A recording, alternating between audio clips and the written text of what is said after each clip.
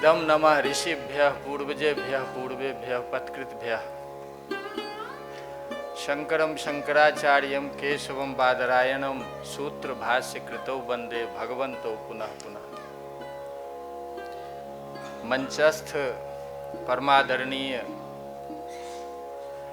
और इस सत्र के अध्यक्ष प्रोफेसर गिरीश्वर मिश्र जी, प्रोफेसर आनंद वर्धन जी, प्रोफेसर जीएस मूर्ति जी एवं सभा में उपस्थित सभी विद्वज्जन एवं शोधार्थीगण, मैंने पहले ही आशीष पांडे जी से बोल दिया था कि मैं एक दो लाइन आपके बारे में बोलूँगा। हमारे यहाँ शास्त्रार्थ सबके सामने ही होता है, इसलिए बोलूँगा कि उन्होंने एक लाइन कही कि संस्कृत पढ़ना कोई बहुत ज़रूरी नहीं है और संस्कृत शास्त्रों का ज्ञान हो कोई वो भी बहुत ज़रूरी नहीं है। ये क्यों ऐसा बोल रहे हैं? और ये नहीं बोल रहे हैं, ये पूरे एकेडमिक्स का रिप्रेजेंटेशन है। इनको आप व्यक्ति ना समझें, एक सामूहिक ये एक अभिव्यक्ति है। 1815 ईस्वी के आसपास इंग्लैंड में साजिश शुरू हुई थी कि भारत की ज्ञान परंपरा को कैसे रिप्लेस किया जाए, और भारत की ज्ञान परंपरा संस्कृत में है इसलिए उसको कैसे रिप्लेस किया जाए। और इसी में कर्नल बोडेन ने बोडेन चेयर बनाया ऑक्सफोर्ड यूनिवर्सिटी में, जो आज भी है, और उसका विल वेबसाइट पे है, आप उसको देखें। वो लिख रहा है कि मिलिट्रीली भारत को हमने कंट्रोल कर लिया है, इंटेलेक्चुअली भारत को कंट्रोल में करना है, इसलिए हमें वहाँ के एजुकेशन सिस्टम को रिप्लेस करना है। और रिप्लेस इसीलिए करना है क्योंकि भारत को क्रिश्चियन स्टेट बनाना है, ये उसके विल में लिखा है। और उस बोडेन चेयर में पूरी संपत्ति दी, उसी पे एच विल्सन बैठे, उसी पे मोनियर विलियम बैठे। आज भी बोडेन चेयर है, आज भी वो उसी काम में लगा हुआ है। और इसके बाद आते हैं अलेक्जेंडर डफ, मैकॉले लगभग 7 लाख 8 लाख जो गुरुकुल प्रणाली थी उसका सर्वे करता है, और उसके बाद जो पार्लियामेंट में प्रपोजल देता है, उसके बाद अलेक्जेंडर डफ को ये जिम्मेदारी सौंपी जाती है कि जो यूनिवर्सिटी सिस्टम होगा उसका कैरिकुलम का स्ट्रक्चर क्या होगा। और उस स्ट्रक्चर में जो 7 पॉइंट है, 720 पेज की पुस्तक है अलेक्जेंडर डफ की। आपको रिसर्चर के लिए बहुत जरूरी है इसको जानना कि जिस यूनिवर्सिटी सिस्टम में आप रह रहे हैं उसका स्ट्रक्चर किस फाउंडेशन पे हुआ है, उसके पीछे उसकी फिलॉसफी क्या है। और उसमें 7 पॉइंट ऐसे बनाए गए जिसमें भारत को कैसे तोड़ देना है, और उस तोड़ देने में एक है कि संस्कृत को कैसे हटा देना है, उस एक में है कि जाति वर्ण को कास्ट में कैसे बदल देना है। कास्ट शब्द पोर्चुगीज टर्म है, कास्टा से आया है, उसका न जाति से कोई लेना देना है न वर्ण से कोई लेना देना है। लेकिन हर्बर्ट रिस्ले को पहले तो पूरा स्ट्रक्चर बनाया, उसी में आर्य द्रविड़ है, उसी में जनजाति वर्सेज जनरल पब्लिक है। ऐसे 7 पॉइंट है, सबको पढ़ना चाहिए रिसर्चर को ये। और उसी के आधार पर हर्बर्ट रिस्ले को ये जिम्मेदारी दी गई कि जो रेशियल स्ट्रक्चर में जो पुर्तगाल का जो सामाजिक था, जो जैसे वो लोग इन्वेजन करते थे तो पुरुष कोई पुर्तगाल का तो स्त्री कोई मैक्सिको की, इस आधार पे जो इंटरेक्शन हुआ उसके बाद एक रेशियल स्ट्रक्चर डेवलप हुआ जिसका नाम दिया गया कास्टा। और उस कास्टा से कास्ट शब्द बना, जिसको कि 1901 का सेंसस हर्बर्ट रिस्ले के नेतृत्व में हुआ। 1901 से लेके आज हम कास्टा में घूम रहे हैं, कास्ट में घूम रहे हैं। न जाति को पढ़ना चाहते हैं न वर्ण को पढ़ना चाहते हैं, कास्ट को केवल बोलना चाहते हैं। और इसी का एक हिस्सा था, 1-2 मिनट में इसलिए लिया क्योंकि इसका क्लैरिफिकेशन बहुत जरूरी है। इसीलिए इसी का ये मैंडेट दिया हुआ है वहां पे, उसने पूरा प्लानिंग में दिया हुआ है कि हम भारत को ऐसे प्रस्तुत करना है कि भारत एक रण क्षेत्र है जहां लोग आते गए हैं, शासन करते गए हैं, तो हम भी आ रहे हैं तो हम भी शासन कर रहे हैं, यहाँ का कोई मूल निवासी नहीं है। और यहाँ ये भी बताया है कि यूरोप और यूरोपियन स्ट्रक्चर में पढ़ा हुआ व्यक्ति को ही स्कॉलर माना जाएगा। भारतीय विद्वान कितना भी विद्वान हो उसको स्कॉलर नहीं माना जाएगा। ये परिप्रेक्ष्य है जब 3 विश्वविद्यालय खुले हैं। और आज हमें देख के ये बहुत लग रहा है कि कितना 10 आदमी मिलके क्या प्लानिंग किया, और आज हम मंच से कह रहे हैं कि संस्कृत पढ़ना जरूरी नहीं है, शास्त्र पढ़ना जरूरी नहीं है। ये पृष्ठभूमि देना जरूरी था। इसीलिए मैं निवेदन के साथ कह रहा हूं कि जो संस्कृत को रिप्लेस क्यों किया, क्योंकि संस्कृत में भारतीय ज्ञान परंपरा 90% से ज्यादा है। आप IKS जितना भी कर लें, यदि संस्कृत और संस्कृत शास्त्र को नहीं लाएंगे तो IKS कभी सफल नहीं होगा। मैं यही बोल रहा हूं, कभी बता दें क्यों? क्योंकि आज भी यूरोप अमेरिका नहीं चाहता है कि भारत अपने मूल स्थिति में आए। वर्ल्ड इकोनॉमी जो बुक एंगस मेडिसन की है उसमें डेटा देके कहा है, वो भी ब्रिटिश प्रोफेसर है, डेटा देके कहा है कि 1st से 10th सेंचुरी तक भारत की इकोनॉमी 33% तक थी, दुनिया की 1/3 इकोनॉमी। और जब ये लुटेरे आने लगे हैं घोड़ी इत्यादि, उसके बाद कुछ लेके गए, कुछ टिक गए, तब भी 16वीं शताब्दी तक 24% इकोनॉमी थी दुनिया की, भारत की 1/4। और ये फिर पोर्चुगीज, डच, फ्रेंच और ब्रिटिश 47 में 3% पे छोड़ के गए हैं। अभी हम 47 के बाद स्ट्रगल कर रहे हैं तो 7.8% है अभी इकोनॉमी। क्या 24% और 33% अंग्रेजी के कारण थी भारत की इकोनॉमी? भारतीय भाषा के कारण थी, भारतीय ज्ञान विज्ञान के कारण थी, भारतीय टेक्नोलॉजी के कारण थी। इसीलिए मैं क्षमा के साथ कहता हूं कि इस तरह का टर्मिनोलॉजी जब हम यूज करते हैं, इसका मतलब हजारों हजार साल की जो ज्ञान विज्ञान की भाषा है। नालंदा की भाषा अंग्रेजी नहीं थी, नालंदा की टीचिंग और रिसर्च की भाषा संस्कृत थी, तक्षशिला की भाषा संस्कृत थी, बल्लभी की भाषा संस्कृत थी। तो इसको जब तक ना मन से हटा दें कि आज भी हम उस ब्रिटिशर्स की प्लानिंग में अपने को ढाल के बोलेंगे, नहीं, यदि ये बोलते हैं तो अपने को हम शैलो प्रूव करते हैं कि हमारी बुद्धि बहुत छिछली है। इसीलिए सारे शोधार्थियों से निवेदन है कि अभी समय है, आप अंग्रेजी सीख सकते हैं, फ्रेंच सीख सकते हैं, जर्मन सीख सकते हैं, तो अंग्रेजी संस्कृत भी सीख सकते हैं। अंग्रेजी 8th शेड्यूल में 23वीं भाषा है, 22 भाषा में अंग्रेजी का नहीं कोई स्थान है। हम 23वीं भाषा में घुमा रहे हैं सबको, और 22 भाषा में जो अभी NEP का मूल विषय है उसमें अभी भी हम बात करने को तैयार नहीं है। तो इसको ये पृष्ठभूमि देना इसलिए जरूरी था क्योंकि जो मैं सुना तो क्लैरिफिकेशन जरूरी है, इसलिए मैंने बोला। जो रिसर्च से संबंधित जो 2-4 बिंदुएं हैं, मैं जो शोधार्थी लोग हैं उनके लिए लाना चाहता हूं, विशेष रूप से वैदिक विजडम को केंद्र बना करके। देखिए, वेद दुनिया का सबसे प्राचीन ग्रंथ है और यूनेस्को का ऋग्वेद हेरिटेज टेक्स्ट है। क्यों टेक्स्ट है? क्योंकि दुनिया में मानव के द्वारा बोली हुई भाषा का पहला टेक्स्ट है वो। आपने आशीष जी ने अग्निमीडे पुरोहितम का नाम तो अंत में ले ही लिया, थोड़ा विद्या स्थान की भी बात कर दी थी। दुनिया की पहली रिकॉर्डेड जो लैंग्वेज है वो अग्नि सूक्त है ऋग्वेद की। उससे पहले मानव सभ्यता में कोई वर्ड नहीं मिलता। ऐसे वेद मतलब क्या होता है? ज्ञान। आज के समय में हम क्या सोच रहे हैं? वेद का मतलब एक टेक्स्ट नहीं, वेद इज नॉलेज। विद धातु से वेद बना है, ज्ञान। और कैसा ज्ञान?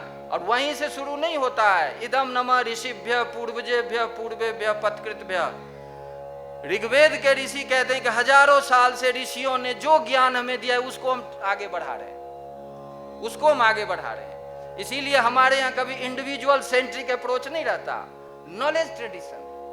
और उसका नाम क्या है? ऋषि। और ऋषि नहीं, ऋषिका भी।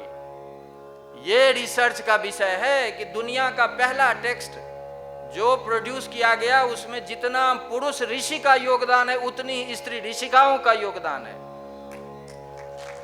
हम वशिष्ठ और विश्वामित्र को पढ़ाते हैं तो हम ऋषिका आम्बरणी और घोषा को भी पढ़ाते हैं, रिसर्च कराते हैं। हमारे स्त्रियों को जो जिस तरह से ज्ञान दिया गया है उसमें लगता है कि सब कुछ 150 वर्षों में शुरू हुआ है। सारा लिटरेचर रिव्यू सब 150 वर्षों का होता है, जहां से मैकॉलियन स्ट्रक्चर शुरू होता है। हम स्त्री के बारे में जब हम लिटरेचर रिव्यू करते हैं तो हम वेद से नहीं करते, हम 150 वर्षों से करते हैं, और जो पेंटिंग किया है हमारे दिमाग में उसके लेंस से देखते हैं सब कुछ। इसीलिए मेरा निवेदन ये है कि ऋषिका दुनिया में पहली बार भारत में हुई है। ऋषिका, ऋषि किसी को कहते हैं? ऋषि दर्शनात्, जिसने अनुभव किया है। हमारा ज्ञान कभी भी इमेजिनेशन पे नहीं चलता। नाम ही ऋषि और ऋषिका है, जिसको आज आप वैज्ञानिक कहते हैं। विज्ञान तो 16वीं शताब्दी में गैलीलियो से शुरू हुआ है, उससे पहले तो काला अध्याय है पूरे यूरोप का। 400 वर्षों का पूरा इतिहास है जिसने यूरोपियन को बोलने लायक बनाया। नहीं तो 400 वर्षों से पहले देखिए उसका क्या स्वरूप है, पशु से भी निम्न स्तर। ये बोलना पड़ेगा क्योंकि हम पे अटैक किया है उसने, ये बोलना जरूरी है। एक तो ऋषि ऋषिका, क्यों ये ऋषि ऋषिका? क्योंकि हमारा स्त्री पुरुष का एक दर्शन है। दर्शन जब हम कहते हैं तो वो फिलॉसफी नहीं है। दर्शन का मतलब सीधे अनुभव। फ्रिट्जॉफ कापरा ने जो ताओ ऑफ फिजिक्स लिखा है उसमें दूसरा चैप्टर एक लिखा है नोइंग एंड सीइंग। और बड़ा मुझे तो लगता है कि कुछ लोग ऐसे यूरोप के जो इतना अच्छा समझें कि हमारे भारतीय लोग नहीं समझते, प्रोफेसर्स लोग। लिखा है नोइंग एंड सीइंग, और उसको एनालाइज किया है कि नोइंग थ्रू सीइंग और नोइंग थ्रू लॉजिकल एनालिसिस। कहते हैं Indian system is based on knowing through seeing, European system is based on knowing through only logical analysis. इसीलिए प्लेटो से लेकर रेने डेकार्ट तक सब कहते हैं कि आइडिया ठीक है। वो कहते हैं कि इंद्रिय के द्वारा जो ज्ञान प्राप्त हुआ है वो निकृष्ट स्तर का है, केवल जो मेंटली कंस्ट्रक्ट जो नॉलेज है वो सुपीरियर है। भारत में ये कभी नहीं हुआ है। जो ऋषि ऋषिका है ना, वही कबीरदास बोलते हैं मैं बोलूं आंखन के देखी, वही रविदास बोलते हैं, वही गुरु नानक बोलते हैं, वही शंकर देव बोलते हैं। पूरे ऋषि से लेकर और ज्ञान की परंपरा जो है वो देखने पर टिका हुआ है। हाँ, देखना केवल आंख से ही नहीं है, देखना हर एक लेयर पे है। हमने पहले स्थूल को देखा है, स्थूल का कारण क्या है जब उसको ढूंढा तो एटम को देखा है, एटम का कारण क्या है उसके बाद तन्मात्रा को देखा है, जिसको आज के संदर्भ में आप थोड़ा बहुत लेके कह सकते हैं सब पार्टिकल। और उसके अंदर भी देखा है तो एकात्मिका शक्ति को देखा है। एकात्मिका शक्ति क्या है? फंक्शनल एस्पेक्ट ऑफ कॉन्शियसनेस, जो ब्रह्म या आत्मा कहते हैं। इस रूप में जो देखा है उस देखने के कारण है कि आज भी क्वांटम फिजिक्स सीखने बनाते समय वर्नर हाइजेनबर्ग रविन्द्रनाथ टैगोर के पास यही सीखने आए थे। ऑन रिकॉर्ड है 1929 ईस्वी में। और इरविन श्रोडिंजर उपनिषद ही पढ़ते रहते थे। उनकी एक फेमस बुक है, रिसर्चर को जरूर पढ़ना चाहिए, व्हाट इज लाइफ। पहली बार एक साइंटिस्ट लाइफ को साइंस के पॉइंट ऑफ व्यू से डिफाइन कर रहा है, और कैम्ब्रिज यूनिवर्सिटी का पब्लिकेशन है। और जब वो डिफाइन कर रहा है तो सारे वेस्टर्न मॉडल को लाके अंत में उपनिषद को ला रहा है, कह रहा है कि this model can be applied. और एक जगह लिखते हैं कि after teaching physics I used to study Upanishad introduced by Schopenhauer, there for the first time I got unification theory. ये भारत का संस्कृत और शास्त्र है जो इरविन श्रोडिंजर, हम तो बैठ के उसकी नकल कर रहे हैं और वो ऑस्ट्रिया में बैठ के उपनिषद पढ़ रहा है। जो आइंस्टाइन के चेयर पे बैठे थे जॉन व्हीलर, जिनको कि सेकंड आइंस्टाइन कहा जाता है क्योंकि क्वांटम फिजिक्स को रीइंटरप्रेट किया था 1955 ईस्वी में, वो कहते हैं कि my mentor Niels Bohr used to study Upanishad to know what is the nature of consciousness. ये सारे लोग, कोई डेनमार्क में बैठ के, कोई ऑस्ट्रेलिया में बैठ के, कोई अमेरिका में बैठ के, कोई जर्मनी में बैठ के तो आपके शास्त्र को पढ़ रहा है। आर्ने नेस जब डीप इकोलॉजी का को इस्टेब्लिश किए तो कहते हैं कि मैं गीता और उपनिषद के मॉडल को ला रहा हूं। क्योंकि प्रकृति की रक्षा, इकोलॉजी को इस्टेब्लिश करना, ये केवल वेद पे टिक सकता है। बाकी दुनिया में कोई शास्त्र ही नहीं है जो यूनिफिकेशन की बात ला सकता है। दुनिया में तो जो जेनेसिस है, एकेडमिक पॉइंट ऑफ व्यू से बोलना पड़ेगा, आप लोग भी इस पर रिसर्च कीजिए। जेनेसिस है ना, कहते हैं कि जो गॉड ने अपने इमेज से पुरुष को बनाया और पुरुष की बाईं पसली से स्त्री को बनाया, और मैन से वोमेन बना है। वोमेन का मतलब ही है सबऑर्डिनेट टू मैन। कई जगह लिखा है स्लेव। उस परंपरा के कारण हजारों हजार वर्ष से स्त्री को कोई अधिकार ही नहीं दिया गया। बाद में यही कारण है कि जो फेमिनिस्ट मूवमेंट हुआ है। एक तरफ ऋषि का, दूसरी तरफ 1920 में अमेरिका में फर्स्ट ग्रेजुएट लड़की। एक तरफ ऋषि का, दूसरी तरफ 1921 में पहली बार वोटिंग राइट। आपको ये रिसर्च करना पड़ेगा कि वेद में क्या कहा है स्त्री पुरुष के बारे में। वेद में इधर तो एक सुन लिया आपने कि पुरुष की बाईं पसली से स्त्री की उत्पत्ति हुई। पसली से जो उत्पत्ति हुई तो वो तो जड़ ही होगा, वो तो चेतन होगा नहीं। एक तरफ वेद कहता है कि वो एक तत्व जो है ना, स एकाकी नैव में, उसको जब अच्छा नहीं लगा सो द्वैधा अपातयत, अपने को ही दो भागों में बांट लिया। और कैसे बांटा? अर्ध ब्रिगलमिव उदाहरण देके समझाया ऋषि ने। बृहदारण्य के 1:4-3 में ये है, ये लिखा हुआ, आप पढ़ें उसको।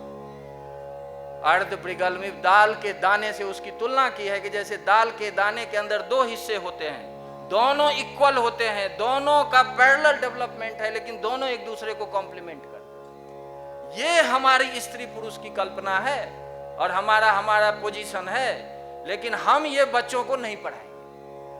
हम क्या पढ़ाएंगे? 150 साल में स्त्रियों को कितना दबाया, कितना सताया। स्त्रियों को दबाने और सताने का काम तो सेमेटिक ट्रेडिशन का है, जिसने कभी आज तक ईरान की लड़कियां 500 मर गई हैं, आज तक वो अपने हिसाब से नहीं जी सकती। बहुत जगह तो आज तक वोटिंग राइट नहीं है। हम 12वीं शताब्दी से लेकर हमारी व्यवस्था चरमराई। फिजिकल नालंदा तोड़ दिया गया, लाखों मैन्युस्क्रिप्ट वहां जल गए। और जहां तहां आपको यह भी मैं एक सुझाव दूंगा रिसर्चर को, का पर्शियन पढ़ें। 12वीं शताब्दी से लेकर और 18वीं 18वीं शताब्दी तक 600 वर्षों में सारे कोर्ट डॉक्यूमेंट पर्शियन में हैं। तब आपको पता चलेगा कि क्या क्या ऑर्डर इशू हुए थे, क्या क्या इम्प्लीमेंटेशन हुआ था। और जो आप कह रहे हैं ना मंदिर वगैरह की बात, आप पढ़ेंगे तो रोआ कांप जाएगा आपको। ये सीरते फिरोज शाही है, जो फिरोज शाह कोटला है ना, ये हमारे यहाँ जिसमें क्रिकेट मैच होता है दिल्ली में, वो सीरते फिरोज शाही में सारा डॉक्यूमेंटेड है। आप पढ़ें कैसे जगन्नाथ के मंदिर की विग्रह को तोड़ा गया, कैसे उसको बिछा दिया गया और उस पर जूते रख के चल रहे थे। और लाखों जो पुरुष को तो कत्ल कर दिया, लाखों स्त्रियों को गर्दन में जंजीर बांध के वो पोछा लगवाते थे। ये नहीं पढ़ेंगे तो ओरिजिनल रिसर्च कैसे होगा? फैक्ट्स लाना तो जरूरी है ना, क्योंकि 600 वर्षों में डॉक्यूमेंटेड कहाँ है? पर्शियन में। मेरा एक निवेदन है कि आप जरूर पढ़ें इसको। ये जो पूरा जो स्त्री विमर्श है, स्त्री विमर्श को जब आप वेद से तुलना करें जो बाइबल और कुरान की, तब आपको पता चलेगा कि स्त्री के बारे में भारत का क्या स्वरूप है। प्रकृति के बारे में दुनिया में जो रेने डेकार्ट कहता है कि I think therefore I exist, who thinks? It is man that thinks, not women thinks. Other than man is non conscious reality.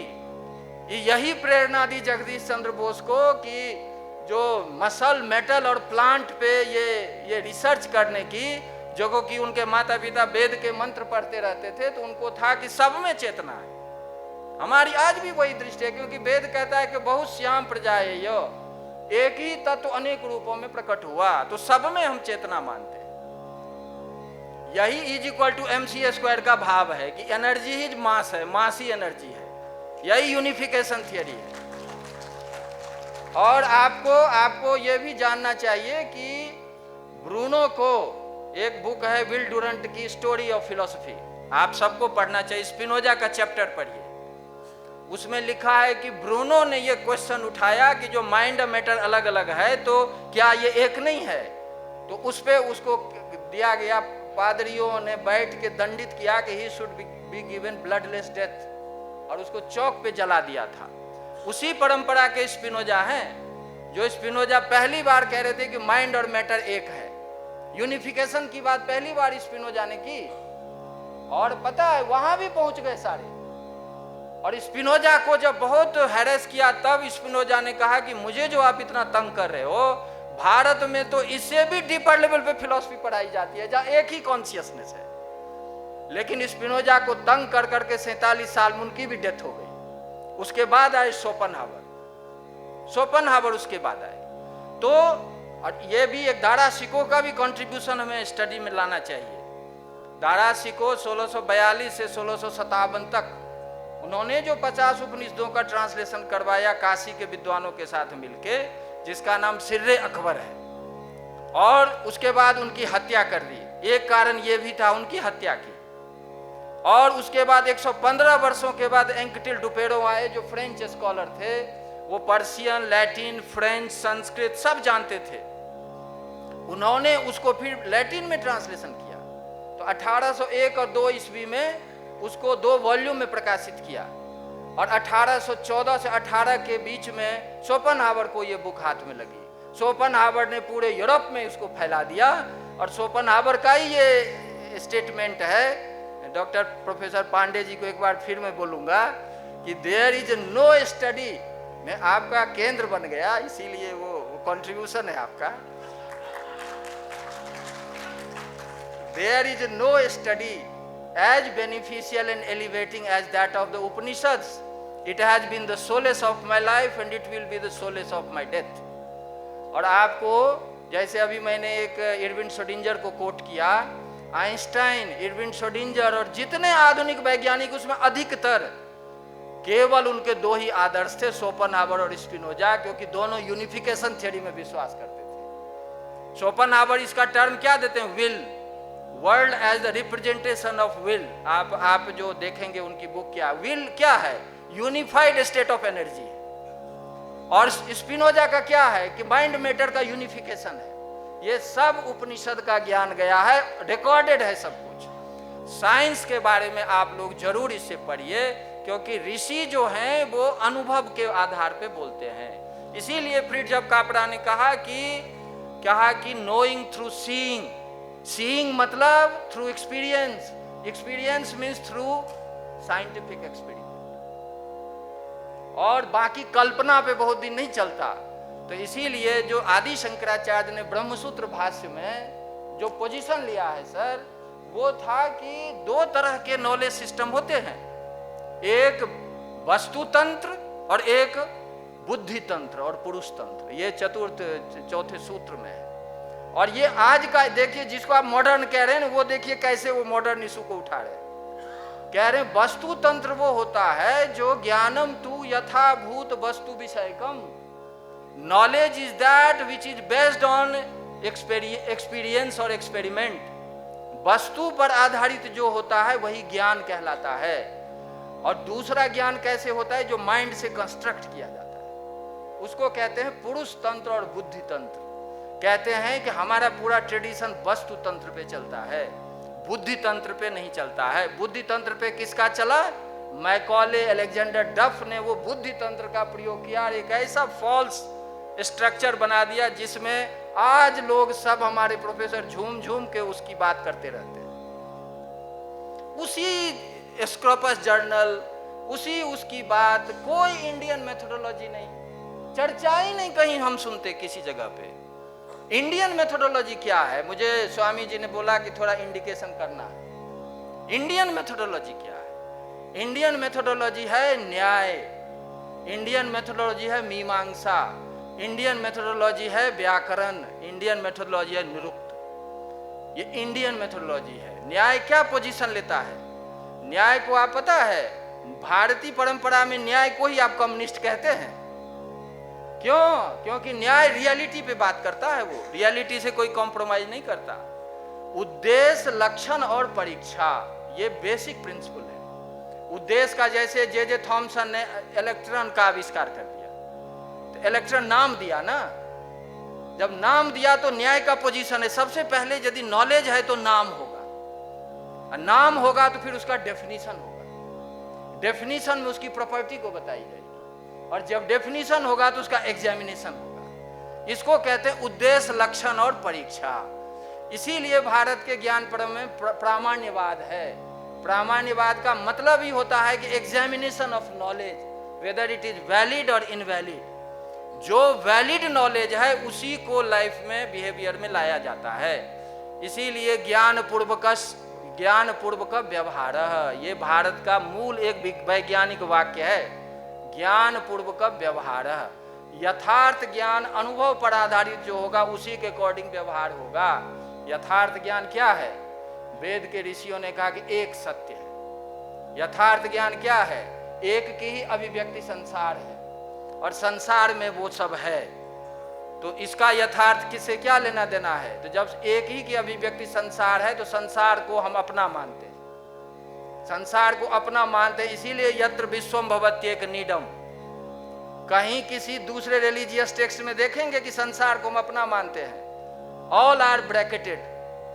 आप ये मानेंगे तो यहां, नहीं तो बाहर, फिर आप काफिर हो जाएंगे, फिर आप संसार में रहने लायक नहीं है। ये ब्रैकेटिंग है दूसरे में। ये भारत का पोजीशन है कि दुनिया हमारा है, हम सब, क्योंकि एक ही की अभिव्यक्ति है हम। और जब सब हमारे हैं तो फिर वसुधैव कुटुंबकम। जब सब हमारे हैं तो सर्वे भवन्तु सुखिनः। जब सब हमारे हैं तो ज्ञान का मतलब ही है कि दूसरे के कल्याण में लगना। इसीलिए गीता की पोजीशनिंग है। वहां क्या है? प्रकृति का शोषण, उससे बल अर्जित करना, more consumption of energy, more power, more development, more domination. ये इक्वेशन है यूरोप की। भारत का क्या है? Knowledge of reality and to accept everyone as our self.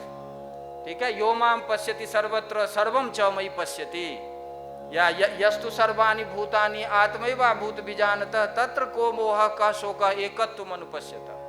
ये वेद का पोजीशनिंग है कि जब तक वो यूनिफाइड स्टेट नहीं समझेंगे तब तक दूसरे को अपना मान ही नहीं सकते आप। तो ये हम मानते हैं। इसीलिए कोरोना में यूरोप अमेरिका वैक्सीन छुपा के बैठे थे और भारत ने 100 से अधिक कंट्री को फ्री वैक्सीन दिया था।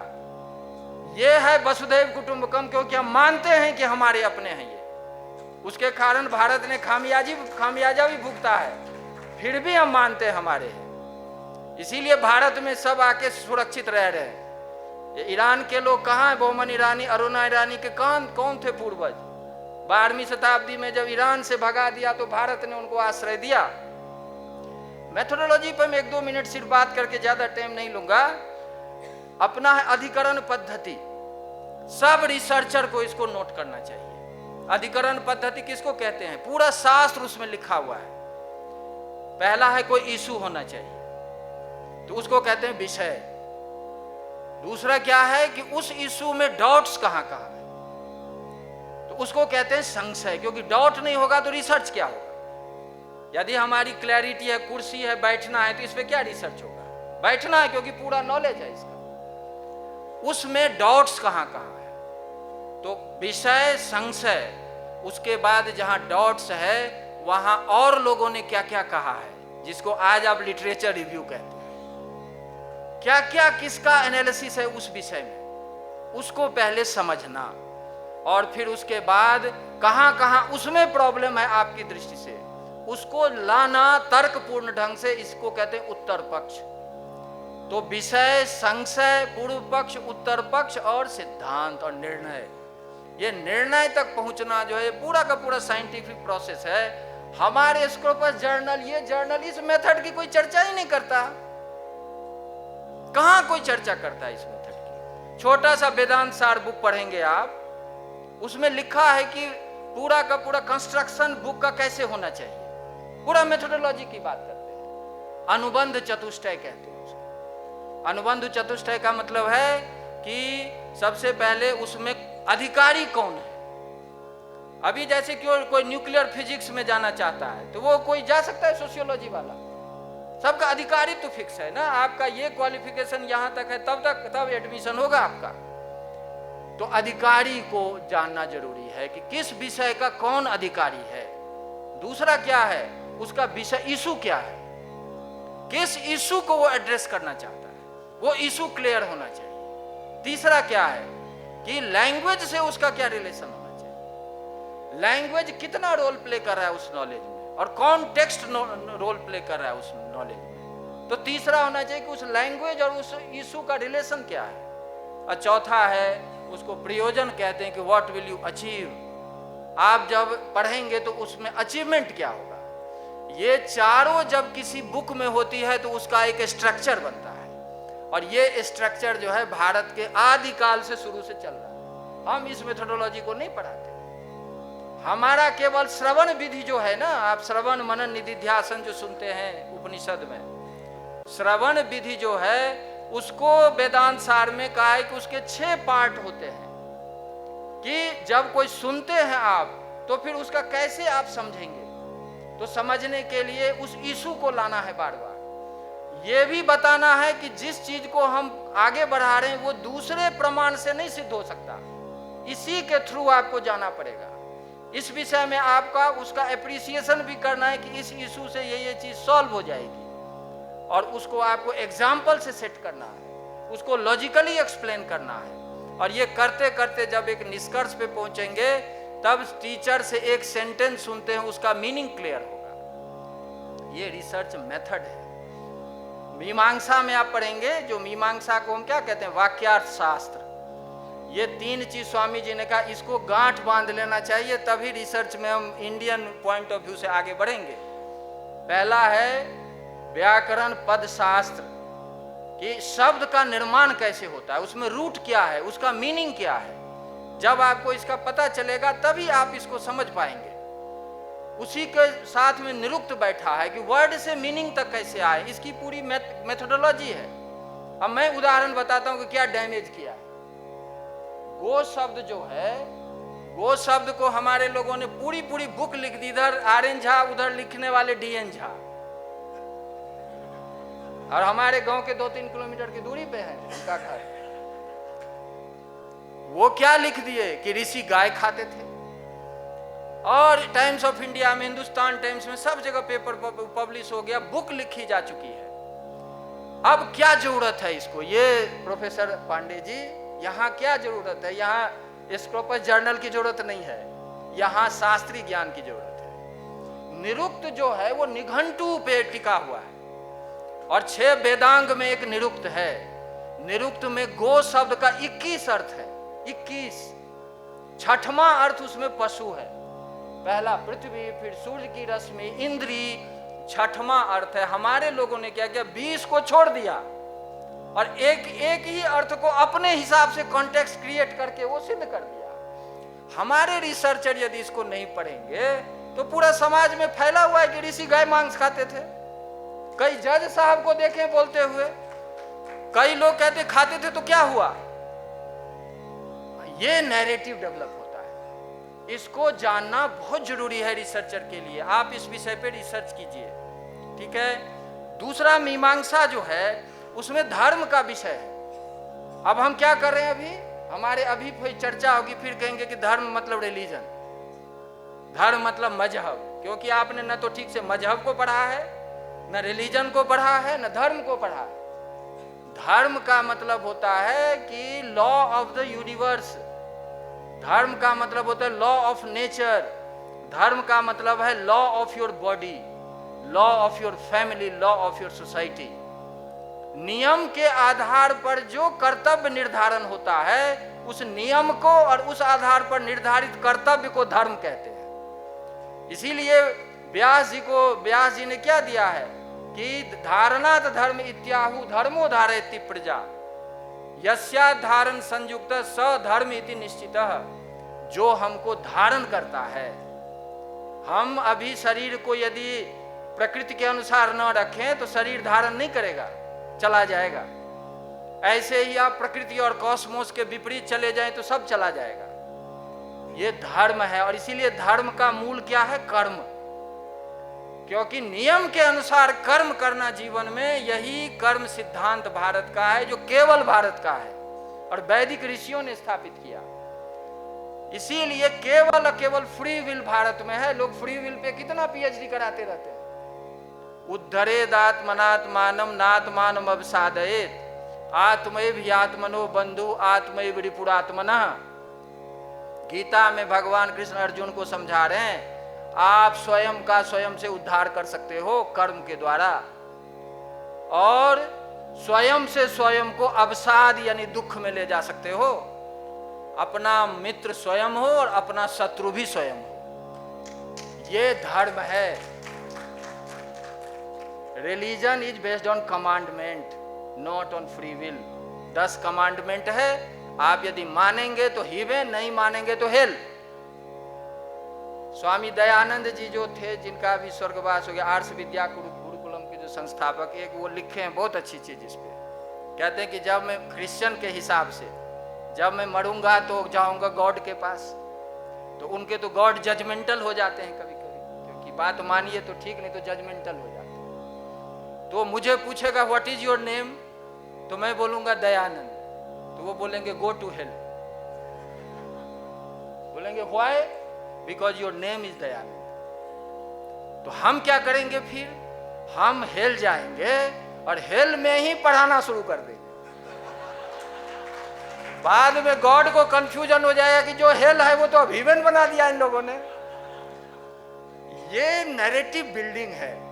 इसीलिए 1 मिनट में समाप्त कर रहा हूं। मीमांसा को जानना इसीलिए जो वाक्यार्थ शास्त्र है, वो कैसे सेंटेंस के थ्रू नैरेटिव बनता है। एक जो मूल विषय है जो यूरोप और भारत का अंतर है, वो है थियरी ऑफ इंटेंशनैलिटी। भारत का क्या सिद्धांत है, मीमांसा पढ़ना क्यों जरूरी है। भारत का सिद्धांत है, वो न्याय हो मीमांसा हो, सबका एक सिद्धांत है कि जब हम किसी के वाक्य को सुनते हैं तो हम उस वक्ता के इंटेंशन को जानना हमारी ड्यूटी है। मैं इसीलिए मुझे प्रोफेसर पांडे जी कह रहे थे कि मेरा इंटेंशन समझिए। मैं यही बताना चाह रहा हूं कि भारत का यदि वाल्मीकि कुछ कह रहे हैं तो वाल्मीकि का क्या इंटेंशन है, ये हमारा जानना हमारा कर्तव्य है। यूरोप का क्या पोजीशन है पता है, हम जिस टेक्स्ट को पढ़ते हैं वो हम अपने इंटेंशन से पढ़ेंगे। ये इस पे रिसर्च करिए, ये बहुत बड़ा इशू है। ये भारत का जो है, जैसे मैं बोल रहा हूं तो मैं क्या बोल रहा हूं, इस इंटेंशन को समझना श्रोता की ड्यूटी है। यूरोप कहेगा कि नहीं, आप जो बोले उसको मैं अपने ढंग से समझूंगा। इसीलिए पुराण को क्या इंटरप्रेट कर दिया, शिवजी और पार्वती जी की बात थी ना, गणेश और शिवजी की जो लड़ाई हो गई, तो गणेश खड़ा कर दिया पार्वती जी ने, और शिवजी कहीं लंबे टूर पे गए थे, उनके तो अपनी बड़ी बड़ी मीटिंग होती थी। इसी बीच में गणेश जी उत्पन्न हो गए। गणेश जी को माता पार्वती जी ने खड़ा कर दिया। जब शिवजी आए तो बोले जाने दो, तो बोले हु आर यू, आपको मैं नहीं जानता, मेरा तो माता का आदेश है कि जो मैं किसी को न जाने दो। तो गर्दन काट दिए, जो भी हुआ, युद्ध हुआ। इसको दूसरे लोग जो हमारे ही पैसे से, आज भारत के पूंजीपति लोग शेल्डन पुलॉक को पैसा दे रहे हैं, आपको थेंगड़ी इंस्टीट्यूट को नहीं देंगे, वो देंगे हार्वर्ड में उस व्यक्ति को देंगे जो भारत का जो शास्त्र है उसको डिस्टॉर्ट कैसे करे, वो लिखा है, और उसमें फ्राइडियन साइकोलॉजी लगा दिया। इसलिए मेथड को जानना जरूरी है बहुत, कि यूरोपियन मेथड क्या है। European method is nothing but conspiracy to dominate over India, nothing else. वो क्या लगा दिया कि गणेश और शिवजी में इसलिए लड़ाई हुई क्योंकि दोनों का पार्वती जी के प्रति इंक्लिनेशन था। ये होता है मेथोडोलॉजी का प्रयोग नैरेटिव बिल्डिंग के लिए। अब आप बताइए कि संस्कृत विभाग में तो हम इतना समझा देते हैं, वैसे संस्कृत के भी लोग कई वो नहीं पढ़ते, लेकिन दुनिया भर पूरे देश में जो करोड़ों बच्चे पढ़ रहे हैं उनको ये थियरी पढ़ाई जाती है। अभिज्ञान शकुंतलम के बारे में लिख दिया कि जो कण्व और शकुंतला का अवैध संबंध था, और ये फ्राइडियन साइकोलॉजी है, क्योंकि उनका बचपन से लेकर मृत्यु तक एक ही दिमाग में है, सेक्स, उसके अलावा दुनिया ही नहीं है कोई। ये जो नैरेटिव है, जब तक आप मीमांसा को नहीं समझेंगे तब तक इसको नहीं आप इसको जवाब दे सकते। ऐसे न्याय की थियरी है, पूरा स्ट्रक्चर्ड प्रोसेस नॉलेज का। तो न्याय को जानना, मीमांसा को जानना व्याकरण को जानना, निरुक्त को जानना, ये टूल्स है भारतीय ज्ञान परंपरा का। इसीलिए जितने अपने विद्वान हैं उनके पीछे लगा रहता है पद वाक्य प्रमाणज्ञ।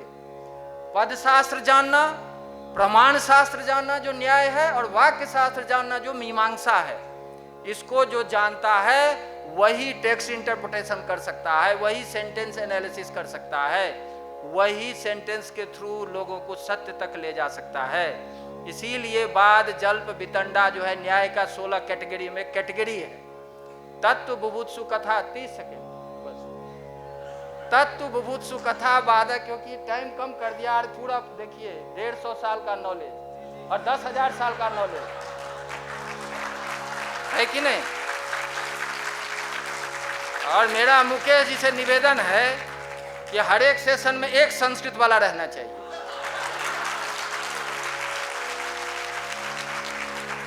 क्योंकि 150 वर्षों का ज्ञान जो कि कॉन्स्पिरेसी पे टिका हुआ है, आप उससे 10,000 साल के ज्ञान को ह्यूमिलेट नहीं कर सकते।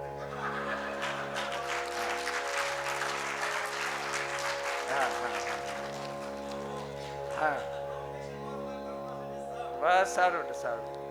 तो मैं ये कह रहा था कि ये सारी चीजें जब आप, जैसे एक सिर्फ लेके समाप्त कर रहा हूं, वाद, जल्प और वितंडा और निग्रह स्थान, ये रिसर्च टूल है। आप समझिए 16 कैटेगरी में सबसे पहले प्रमाण। प्रमाण मीन्स क्या है? India is a process oriented country. हम बिना प्रमाण के ज्ञान को नहीं मानते। ज्ञान का मतलब है कि जो भी नॉलेज आप क्लेम करेंगे उसका एक प्रोसेस बताना पड़ेगा, उस प्रोसेस को ही प्रमाण कहते हैं। तो इसीलिए भारत में प्रमाण व्यवस्था है, और प्रमाण है इसीलिए पहली कैटेगरी प्रमाण, फिर प्रमेय। जब प्रोसेस है तो फिर ऑब्जेक्ट होना चाहिए जिसका नॉलेज हो, और फिर चलता है ज्ञान की परंपरा, और फिर संशय से लेकर निर्णय तक। ये न्याय के सारे कैटेगरीज हैं। और उसके बाद आता है वाद। वाद किसको कहते हैं? तत्व, बुभुत्सु, कथा, वादः। अनुभवी व्यक्ति के पास ज्ञान की दृष्टि से जाएं और उससे अपनी समस्या का समाधान कराएं। अनुभवी व्यक्ति मतलब इंक्लूडिंग साइंटिस्ट, अनुभव, ये है वाद। उसके बाद है जल्प। जल्प का मतलब विजिगीषु कथा जल्पः। जब हम केवल संवाद करते हैं कि हम तर्क से आपको पराजित करेंगे, जीतने की इच्छा से जब हम शास्त्रार्थ करते हैं उसको कहते हैं जल्प। जैसे शंकराचार्य और मंडन मिश्र के बीच में शास्त्रार्थ हुआ। आपको सबको ध्यान रखना चाहिए कि उसकी निर्णायिका भारती थी। दुनिया में एक दिखा दे यूरोप और पूरे ट्रेडिशन में कि एक स्त्री जो हो वो 2 बड़े स्टॉलवर्ट को जज कर रही है और अपने पति को पराजित घोषित कर दी, और पति ने कहा बहुत बढ़िया। ये हमारा ट्रेडिशन है, ये हमारा ट्रेडिशन है। तीसरा है वितंडा। वितंडा को ऐसे नाम से मत समझिए कि एड़ी गैड़ी चीज है वो। वितंडा का मतलब है कि दूसरा जो पक्ष रख रहा है उसमें लूप होल्स कहाँ का है, उसको ढूंढना और फिर उसको उजागर करना, ये वितंडा है। और ये जो 3 चीजें हैं, उसके बाद है निग्रह स्थान। निग्रह स्थान में 22 नियम हैं। ये ओपनली शास्त्रार्थ होता था और 22 नियमों का पालन करना जरूरी था। जैसे अब खेल की प्रतियोगिता में पहले नियम बता देते हैं ना, वैसे समाज को पता था कि 22 नियम है क्या। और जब 2 विद्वानों के बीच में शास्त्रार्थ होता था तो 22 नियमों के आधार पे जनता ही तय कर देती थी कि अब ये हार रहे हैं कि जीत रहे हैं। इन सब टूल्स को जब तक हम नहीं समझेंगे और पूरे ट्रेडिशन का जो विजडम है उसको नहीं समझेंगे तो हम क्या चेंज करेंगे। हमने ऋषियों पे कई एक्सपेरिमेंटल काम करवाए जेएनयू साइंस के साथ मिलके। ऋषि को आपको पता चलेगा जब उसमें आप इन करेंगे तो 100 हाइपोथेसिस आपके सामने है। आप उनको पढ़िए, उनमें से लीजिए और तब एक्सपेरिमेंटल मोड पे उसको लाइए। और यदि ऐसा होगा तो हम तब कहेंगे इंडियन नॉलेज ट्रेडिशन। और बाकी क्या है? Indian knowledge tradition in disguise. ठीक है प्रोफेसर पांडे जी, नमस्ते।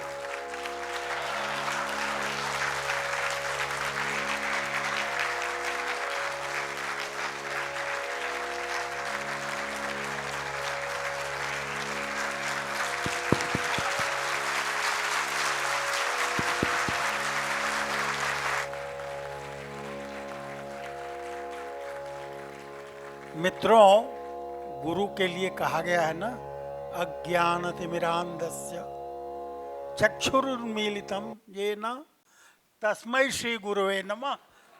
आपका हार्दिक अभिनंदन। सचमुच उन अलक्षित जिधर हमारा ध्यान नहीं जाता है और वे पूर्वाग्रह जिनसे पूरा चिंतन ग्रस्त है, उसकी ओर इतनी सरल भाषा में और शास्त्र को ध्यान में रख करके जो विवेचन प्रस्तुत किया गया, उसके लिए हार्दिक आभार और अभिनंदन।